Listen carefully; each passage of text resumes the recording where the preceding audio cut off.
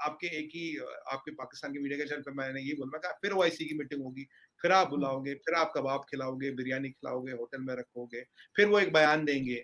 देखो इंशाल्लाह टुमारो हम फिर आपके लिए इस पे चिंतन मनन करेंगे, अध्ययन करेंगे, एक आध लाइन इधर-उधर बोलेंगे, जैसे पाकिस्तान छोड़ेंगे तब फ़ोन करेंगे तेल कितना खरीद रहे हो? सच्चाई तो ये है। सच्चाई देखिए दुबई हैज़ चेंज्ड। नमस्कार दोस्तों, स्वागत है आप सभी का। दोस्तों, जैसा कि आप सभी जानते हैं कि ओआईसी वाले जो है कश्मीर पर लेक्चर झाड़ कर चले ही गए हैं। अब सिचुएशन ये है कि वो पाकिस्तान में आए थे, तो पाकिस्तान अपने हिसाब से कुछ चीज़ें उनसे कहलवा सकता है, लिख सकता है, वहाँ पे साइन करने पड़ते हैं उन सबको। लेकिन एक्चुअल जो रियलिटी है उसे जो है पाकिस्तान एक्सेप्ट नहीं करना चाहता। और दोस्तों, रियलिटी ये है कि यही देश जब के विदेश मंत्री जब अपने देशों में जाएंगे तो वहाँ से फ़ोन करेंगे इंडिया को, अरे पौजी गलत हमसे थोड़ा गलत बात हो गई है, हमें माफ़ कर दीजिए, आप हमसे तेल ले लीजिए, हमें आपकी मार्केट का एक्सेस दे दीजिए। ये है सच्चाई, ठीक है, जिसे पाकिस्तान एक्सेप्ट नहीं करना चाहता। और यही सबसे बड़ी प्रॉब्लम है पाकिस्तान की। चलिए वीडियो आपको देखिए। लगता है कि ओआईसी की जो कंट्रीज हैं वो वाकई में कोई इंटरेस्ट लेंगी या इंडिया को प्रेशराइज करेंगी या कर सकती हैं? देखिए अगर आप ओआईसी की परिकल्पना करें, ओआईसी शायद 15-20 साल पहले एक फोर्स था। आज ओआईसी इतना बड़ा फोर्स नहीं रहा, इस पे हम पहले भी डिस्कशन कर चुके हैं, क्योंकि आज जो वर्ल्ड में जियोपॉलिटिकल इक्वेशंस हैं, ओआईसी में एक को तो तेल जी बेचना है चाइना को, एक को तेल बेचना है इंडिया को, और एक रेस में लगा मैं इंडिया को बेचूं या चाइना को बेचूं। जब तक ये तेल ऑयल बेस्ड इकोनॉमी चल रही है, जब तक ये ऑयल बेस्ड समीकरण बने हुए हैं, ओआईसी अब क्या करता है? ओआईसी जब लास्ट टाइम भी पाकिस्तान है बोला हाँ हाँ जी हम इस पे क्या कहते हैं, उर्दू में एक वर्ड है, हम उस पे गौर फरमाएंगे, हम उस पे गौर गौर फरमाएंगे, फरमाएंगे, हाँ, इंशाल्लाह अगली बार सोचेंगे उस पे, हाँ, सोचेंगे, हाँ, हाँ। हिंदी में कहते हैं अध्ययन, चिंतन और मनन। अगर जब ये 3 वर्ड आपको दिख जाए तो समझिए कुछ नहीं होने वाला। अध्ययन, चिंतन, मनन। उर्दू में कहते हैं हम इस पे गौर फरमाएँगे और ज़रूर इस पे कार्रवाई होगी और नहीं, हम इंशाल्लाह। इंशाल्लाह भी कहते हैं। इंशाल्लाह हाँ, कहने का भी हमने मतलब वैसे हाँ, कुछ और है, लेकिन हमारे अगर इंशाल्लाह कहते हैं इसका मतलब है कि आप भूल जाइए, अब हम कुछ हाँ, नहीं करेंगे। आपके एक ही आपके पाकिस्तान के मीडिया के चैनल पे मैंने ये बोला कि फिर ओआईसी की मीटिंग होगी, फिर आप हुँ, बुलाओगे, फिर आप कबाब खिलाओगे, बिरयानी खिलाओगे, होटल में रखोगे, फिर वो एक बयान देंगे। देखो इंशाल्लाह टुमारो हुँ, हम फिर आपके लिए इस पे चिंतन मनन करेंगे, अध्ययन करेंगे, एक आध लाइन इधर-उधर बोलेंगे, जैसे पाकिस्तान छोड़ेंगे तब फ़ोन करेंगे तेल कितना खरीद रहे हो? सच्चाई हुँ, तो ये है। सच्चाई देखिए दुबई हैज़ चेंज्ड। दुबई दो उसकी oil based economy doesn't have a long life. Saudi Arabia का MSP knows oil based economy की लाइफ नहीं है। ठीक है जी। अब आप अगर मैं आज बताऊं कि यूएई में जो 7 कंट्रीज है उनके 7 कंट्रियों के नाम 99% लोगों को नहीं पता। इस हुँ। अमेलमेशन ऑफ 7 कंट्रीज। दुबई और दुबई में तो पोर्ट है, अबू धाबी में तेल है, बाकी 5 से क्या आती है? सस्ती लेबर, यही तो आती है ना, जिसे यूनाइटेड अरब एमिरेट्स कहते हैं। अल्टीमेटली आरजू जी दुकान कहाँ से चलेगी, इकोनॉमी कहाँ से चलेगी? सच्चाई ये है कश्मीर का लफड़ा लेके किसी को क्या मिलना?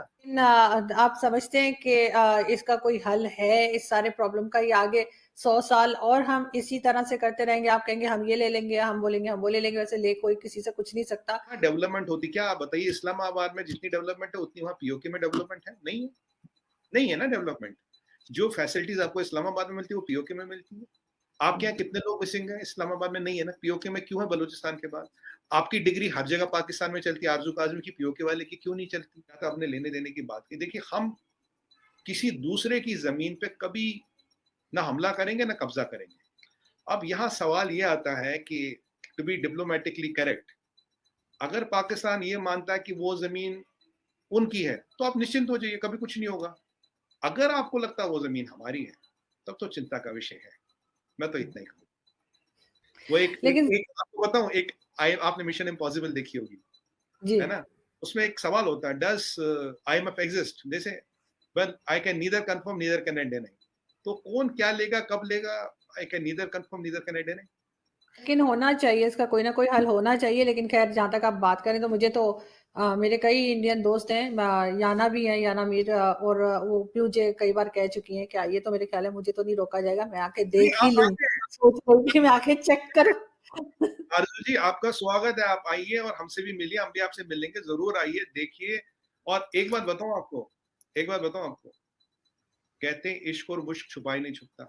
अगर वहाँ दिक्कत होती और तकलीफ, इश्क मुश्क और दर्द छुपाए नहीं छुपता, अगर वहाँ तकलीफ होती, दर्द होती ना, इतना सोशल मीडिया है, इतना इंटरनेट है, इतनी कम्युनिकेशन लाइन है आरज़ू जी, आपको लगता है कि वो अब तक दबाव कोई दबा पाएगा? कंट्रोल कर पाएगा? नहीं, कितना हमारे कंट्रोल? नहीं खैर हरगिज़ ऐसा नहीं हो सकता और होना भी नहीं चाहिए। हमारी तो यही नहीं है, दुआ है कि भारत भी प्रोग्रेस करे और पाकिस्तान भी करे और बिल्कुल ये जो टेंशन है ये खत्म हो, कम से कम नेक्स्ट जनरेशन जो हमारे बाद आएगी उसको ये सब कुछ ना देखना पड़े कि ये बिल्कुल, झगड़े चल रहे हैं और ये एक दूसरे के ऊपर कीचड़ उछाल रहे हैं, कभी झूठे, कभी सच्चे, कभी कुछ। ये सब कुछ ना हो तो ही अच्छा है।